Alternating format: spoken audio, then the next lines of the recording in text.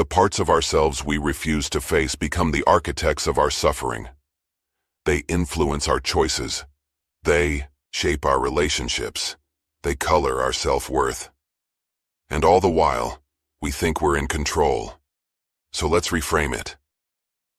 What if silence isn't your enemy, but your invitation? What if solitude isn't punishment, but preparation? The preparation to finally see yourself, unfiltered, unedited, and yes, uncomfortable. Because only in the absence of noise can you truly hear what's real. Only when you stop running can you remember who you were before you started escaping. And yes, meeting yourself in the silence may shake everything you thought you knew, but it may also lead you somewhere you've never truly been.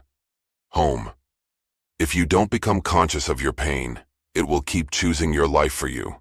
You think you've moved on, you changed your habits, you left the toxic relationship, you read the books, said the affirmations, started the new job, but then, without warning, you spiral again, you overreact, you shrink, you fall for the same kind of person, you sabotage the very thing you prayed for, and you wonder, why does this keep happening? Carl Jung had an answer, one of the most radical truths he ever shared. Until you make the unconscious conscious, it will direct your life, and you will call it fate. In other words, you're not cursed, you're not broken, you're just being run by a wound you haven't faced yet, because pain doesn't vanish just because time passes. It burrows deeper, and from the dark, it starts making decisions for you.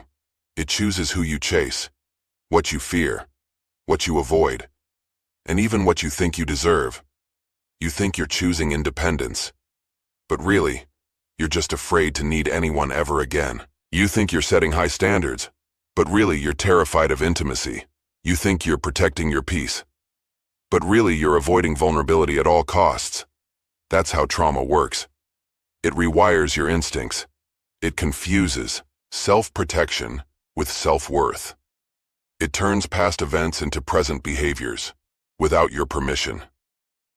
Let's make it real.